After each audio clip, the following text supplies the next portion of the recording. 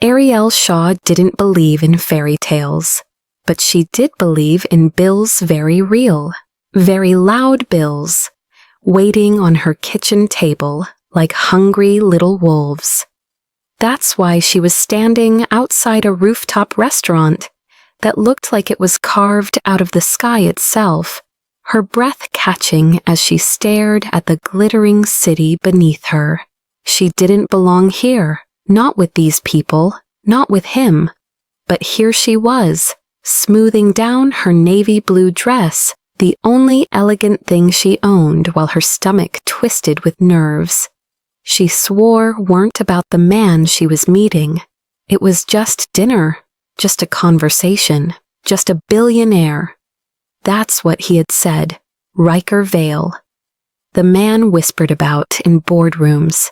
The man every magazine called untouchable, unshakable, irresistible. A self-made billionaire with ice in his veins and fire in his ambition. No one got close enough to melt him or survive the heat. Yet he had asked her out, not with arrogance, not with charm, but with a quiet intensity that made her pulse stutter. Ariel took a breath and stepped inside. The maitre d' straightened instantly, recognition flickering in his eyes as he gestured her toward a private rooftop terrace. Private, of course it was.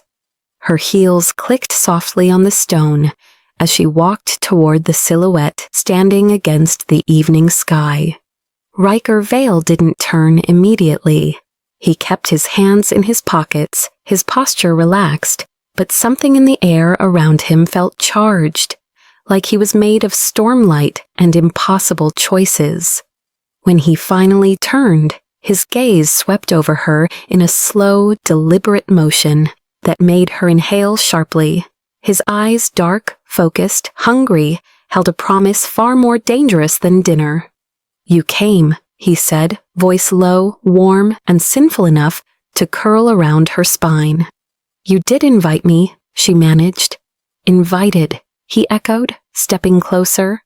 "Not compelled. You had a choice. I'm glad you chose this." Chose him. The words weren't spoken, but they vibrated between them.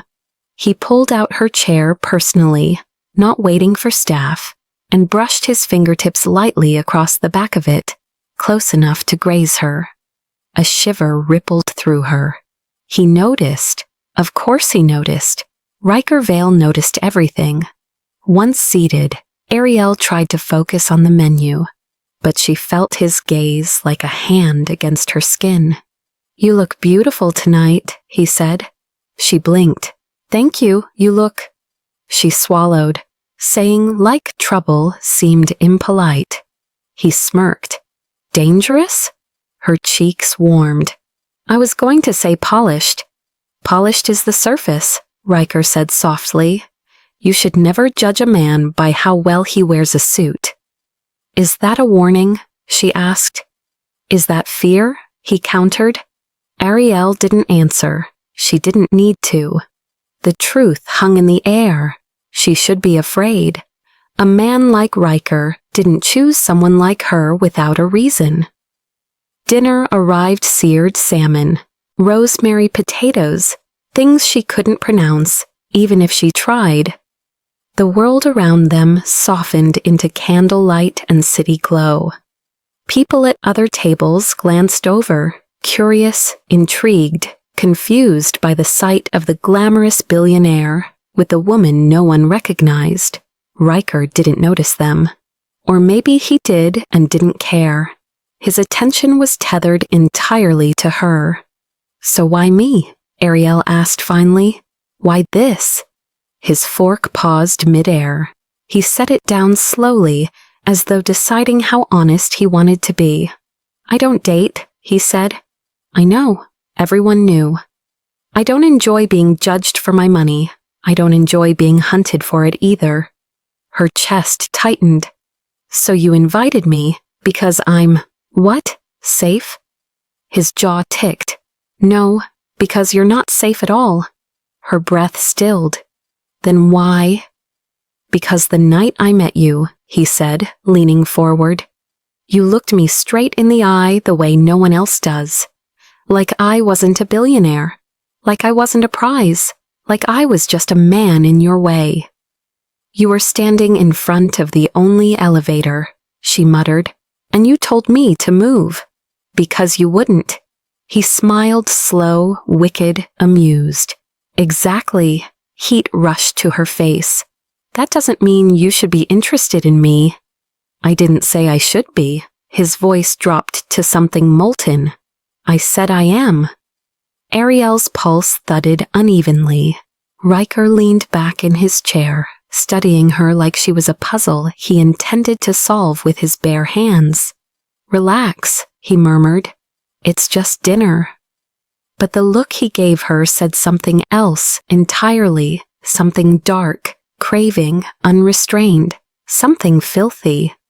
She picked up her wineglass, needing a distraction, but Riker's gaze followed the movement of her throat as she swallowed. You know, when you look at me like that, Ariel whispered, it doesn't feel like just dinner. He lowered his voice to a velvet drawl. Ariel, I haven't even begun to look at you. She nearly choked. Riker's lips twitched. Finish your meal. Why? She asked. Because if you don't, I'll have to order something sweet, he murmured, leaning closer. And I'm trying very hard not to make you my dessert. Her entire body flushed. The candlelight flickered between them, heat mirroring heat, breath mixing with breath. Riker, she whispered. Ariel. This is moving too fast. It's not moving at all, he countered, his voice sinfully calm. But it will. She stared at him. He didn't blink, didn't hide, didn't pretend. He wanted her, and he wasn't subtle about it. The air around them hummed with tension. Her mind said run, but her body leaned in as though drawn by invisible threads. So, she whispered, if this isn't just dinner, what is it? His eyes darkened. It's the beginning, he said softly, of something you won't forget. Ariel didn't know when the room shifted, only that suddenly everything felt closer. His gaze, the warmth of the candles, the soft thrum of her own heartbeat. Riker stood and extended his hand. Walk with me. She hesitated only a second before taking it. His fingers curled around hers with a slow, claiming certainty. He didn't rush, didn't pull, he guided, as if he knew she'd follow. He led her to the edge of the terrace, the city stretching beneath them like a universe lit in gold. Wind brushed her skin, but Riker's presence warmed every inch he stood near. You're quiet, he murmured. You're intense. He chuckled, low and dangerous. Only with you. That's not reassuring. It's not supposed to be. She swallowed. You're really not letting this be just dinner, are you? Ariel. He turned her gently to face him. My intentions stopped being innocent the moment you walked in. Her breath caught. He reached out, brushing a loose curl behind her ear with a tenderness that contrasted sharply with the heat in his eyes. I want you to understand something, he said. This isn't about money or status or convenience. Then what is it? She whispered. His thumb traced her jaw. Chemistry. Her knees weakened. And if I told you I'm bad at dating, she murmured. Then I'd say good, he replied softly. Because I'm not looking for someone practiced. I'm looking for someone real. Real is messy. I like messy. His hand slid to the back of her neck, fingers threading lightly into her hair, not pulling, just holding her there, suspended, breathless. But, he murmured, his lips inches from hers, I won't kiss you tonight. Ariel blinked. You won't? No. His thumb stroked her skin. Tonight, I just want you wanting it. Heat rushed through her so fast she almost swayed. Riker. He stepped back a fraction, not to distance himself, but to admire the effect he had on her. "I'll take you home," he said gently, "and we'll see each other again. No games, no pressure." "But you said that my eyes said something filthy?" He smirked. "They do, they will, but you deserve anticipation, not rush." Ariel had never been handled like this, desired but respected, teased yet protected, pulled close but not consumed. It was devastating, it was addictive, it was dangerous. Riker offered his hand again. "Come on, let's end the night the right way." And what's the right way? Wanting more.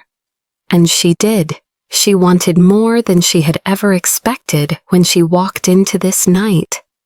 As they walked toward the elevator, his fingers brushed hers light, deliberate, possessive. Just enough to promise that this dinner was only the beginning,